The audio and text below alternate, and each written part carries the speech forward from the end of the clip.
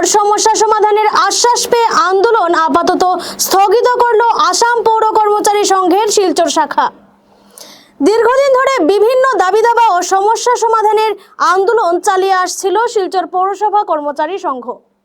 বর্তমান ভারপ্রাপ্ত আধিকারিকের কাছে লিখিত আবেদন জানানোর পরও সরকার সহ বিভাগীয় কর্তৃপক্ষ কোনো সাড়া দেয়নি। এরপর সংঘ শিলচর পৌরসভার সামনে গেট মিটিং এবং ধর্ণা কর্মসূচির পালন করে। এতেই টনক নড়ে প্রশাসনের। 15 আগস্টের পর তাদের সমস্যা সমাধানের আশ্বাস দেওয়া হয়েছে বলে আজ শিলচর পৌরসভার কনফারেন্স হলে সভা করে জানিয়েছে সংঘ। এর জন্য সংঘ 1 মাসের সময় দিয়েছে। এই সময়ের মধ্যে তাদের দাবি এবং সমস্যার সমাধান না হলে বৃহত্তর আন্দোলন গড়ে তোলার হুমকি দিয়েছেন সংঘের সভাপতি সোমেশ বিশ্বাস, কার্যকরী সম্পাদিকা শম্পা দে, সাধারণ সম্পাদক মধুসূদন শুক্লবৈদ্য সহ অন্যান্যরা। তাদের দাবির মধ্যে রয়েছে অস্থায়ী শ্রমিকদের বেতন বৃদ্ধি, চাকরি স্থায়ীকরণ করা, যোগ্যতা অনুযায়ী পদোন্নতি এবং ট্যাক্স কালেকশনে কমিশন বৃদ্ধি করা। প্রথমত আমরা 2 তারিখে একটা প্রোগ্রাম করছিলাম গেট মিটিংয়ে। 2 তারিখের পরে আমরা নেক্সট প্রোগ্রাম আছে 8 তারিখ 9 তারিখ, আর 2 দিন বন্ধ আছে 11 তারিখ 12 তারিখ। 8 তারিখে যখন আমরা বিকালবেলা ডেমনস্ট্রেশন দেওয়ার পরে 8 তারিখে আমরা চিঠিটা চাচ্ছিলাম স্যারের কাছে।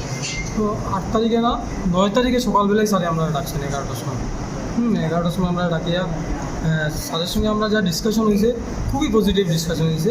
স্যারে মোটামুটি সবই বলছেন যে হ্যাঁ সত্য জানেন দাবিগুলো তো আমরা ন্যায্য থাকি, কাজেই একের পর এক টাইম যেহেতু 15 আগস্ট সামনে আছে, 15 আগস্ট একটু ব্যস্ত। স্যার বলতে কোন স্যার? আমরা যে এক্সিকিউটিভ অফিসার নাগপুর স্যার। তো তাদের সঙ্গে ডিসকাশন জন্য আরেকজন আছে আমরা নবোত্তম শর্মা স্যার, তাইও আসলাম। তো আমাদের মোটামুটি আশ্বাস দিচ্ছেন যে 15 আগস্টের পরেই প্রসেসগুলো শুরু হইব। তো এবং তাই পজিটিভলি বলছেন যে মানে এগুলা ডিমান্ডগুলো আমরা ফুলফিল করব।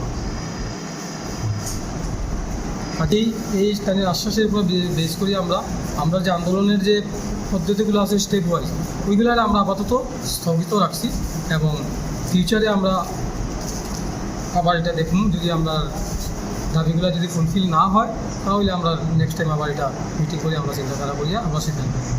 কতদিনের সময়সীমা নেবেন? সময় কোনো কিছু ঠিক হয়েছে, 15 আগস্টের পরেই মানে এটার প্রসেসটা শুরু হইব। তবুও ধরুন আমরা মাসখানেক পর্যন্ত অত ওয়েট করুন, যেহেতু মিউনিসিপ্যাল একটা বড় একটা সংস্থা এবং আমরা এমপ্লয়িও প্রচুর, কাজেই এটা একটু সময়ও লাগবো না। ওটাও আমরা তো এর পর্যন্ত এবার 300-এর এবার আছে আমরা এমপ্লয়ি টোটাল। আমরাই এখন মেজরিটি, আর আমরাই মেজরিটি। এরপরে ক্যাজুয়াল না, অ্যাকচুয়ালি আমরা ফিক্সড।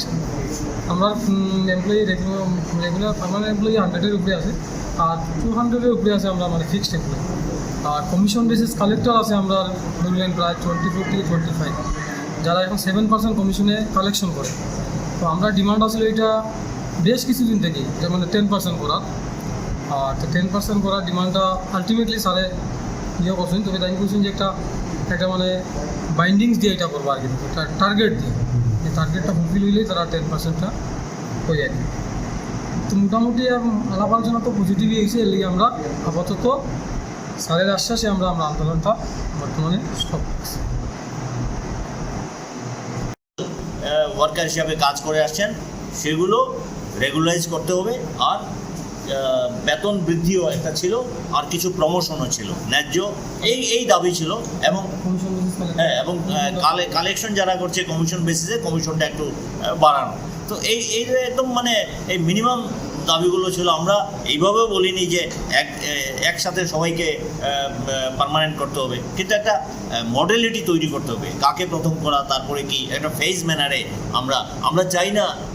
আমরা চাই যে মিউনিসিপ্যালিটিটাও ভালো করে চলুক, আমাদের সংগঠন, আমাদের যারা কর্মচারীরা আছে তারাও ভালো করে চলুক। এবং তার জন্য আপনারা লক্ষ্য করেছেন যে প্রথম দিন আমরা যে আন্দোলন করেছি এবং 8 তারিখ 12 তারিখ 13 তারিখও প্রোগ্রাম করা হয়েছে, কিন্তু তার আগেই আজকেই ছিল প্রোগ্রাম। ওনারা আমাদের সঙ্গে কথা বলেছেন আমাদের যে 15 আগস্টের পর আমরা আস্তে আস্তে আপনাদের সমস্যার সমাধান করব। তাই 15 তারিখের পরে আমরা মিনিমাম সময় দেব। 15 তারিখ মানে 2 দিন পরেই 15 আগস্ট, তারপরে যে 20 তারিখের মধ্যে আমাদের সমস্যার সমাধান করতে হবে সেটা আমরা আশা করছি না।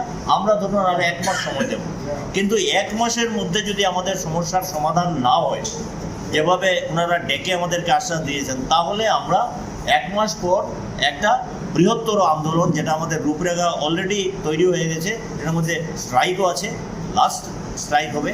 তো আমরা এই আন্দোলনে পথ বেছে নেব। তো আমরা আশা করছি।